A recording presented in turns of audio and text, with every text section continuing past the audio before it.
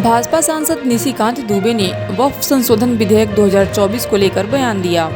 Media से बात करते हुए उन्होंने कहा कि इसका हिंदू मुसलमान या सिख ईसाई से कोई लेना देना नहीं है। जब जब चुनाव हुआ तो कांग्रेस ने केवल मुस्लिम वोट बैंक की राजनीति करते हुए वक्फ में संशोधन करके मुसलमानों को बरगलाने का प्रयास किया।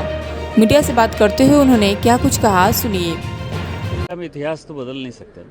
1911 में जिन्ना साहब ये मुसलमान वक्फ एक्ट लेकर आए और 1954 तक ये जिन्ना एक्ट के तौर पर ही जाना जाता रहा। इस देश में मुसलमानों के नाम पर अलग कानून, हिंदुओं के नाम पर अलग कानून, उसने जो है भारत का बंटवारा कर दिया, पाकिस्तान बन गया।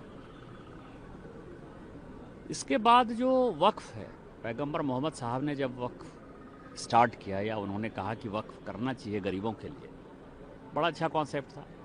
उसको पहला यहूदी मुकर्रबिल था जिसने कि पहला वक्फ किया। मदीना में उसने 7 अपने बगीचे दिए, उसने विल में दिया। वो 625 में मारा गया लड़ाई में, और वो सारे जो है मोहम्मद साहब ने उसको, पैगंबर मोहम्मद ने इसको चैरिटेबल वक्फ के तौर पर स्टार्ट किया। इसका मतलब ये है कि इसका हिंदू मुसलमान सिख ईसाई से कोई मतलब नहीं है। वक्फ कोई भी कर सकता है। इस देश में भी वक्फ उसी तरह के हुए हैं। जब जब चुनाव हुआ, कांग्रेस ने केवल मुस्लिम वोट बैंक की पॉलिटिक्स और अलग पाकिस्तान बनाने के चक्कर में वक्फ में संशोधन करके मुसलमानों को बरगलाने का प्रयास किया। चाहे 1995 में वक्फ व यूजर हो, चाहे 2013 में। दोनों चीज़ें यदि आप देख लीजिएगा तो चुनाव से था। हम लोकसभा चुनाव में जाने वाले थे 1995-96 में भी, और उसके बाद 2014 में। तो ये दोनों एक्ट थे। अब इन चीज़ों में 60 मीटिंग हो चुकी ज्वाइंट पार्लियामेंट्री कमेटी की। जब ये वक्फ बिल आया तो अपोजिशन ने कहा कि ज्वाइंट पार्लियामेंट्री कमेटी बनाइए, चर्चा करिए। चर्चा हुई। आपको पता है कि जो जगदम्बिका पाल जी थे उनके ऊपर जो है मारने का भी प्रयास हुआ। कल्याण बनर्जी ने जो है बोतल भी फेंका। इस तरह का मैंने कभी लाइफ में देखा ही नहीं कि इस तरह क्या भाई पार्लियामेंट होता है।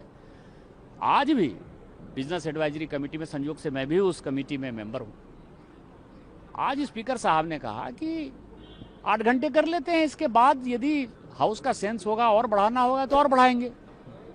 समय के लिए कहीं भी कोई परेशानी नहीं थी। ये मन बना कर आए थे कि इनको जो है केवल मुसलमानों को मैसेज देना है, मुसलमानों को वोट बैंक समझना है, मुसलमानों को मैसेज देना है। इसलिए इन चीज़ों का उन्होंने बैकआउट किया। उनके बुद्धि पर तरस आता है। वक्फ अच्छा बिल है और इसको पास होना चाहिए। तो ये कैसे कहते हैं कि भाई हम जो ये अनकॉन्स्टिट्यूशनल है, आप इस पॉइंट पे क्या कहेंगे? किस बात के लिए अनकॉन्स्टिट्यूशनल है? समानता का अधिकार आर्टिकल 14, 15, 16 क्या कहता है?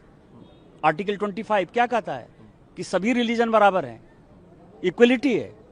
मुसलमानों के लिए आप विशेष तरजीह दे दीजिए और उसके बाद जो है हिंदुओं को जो है मार दीजिए, जैन को मार दीजिए, कैथोलिक को मार दीजिए, ईसाई को मार दीजिए।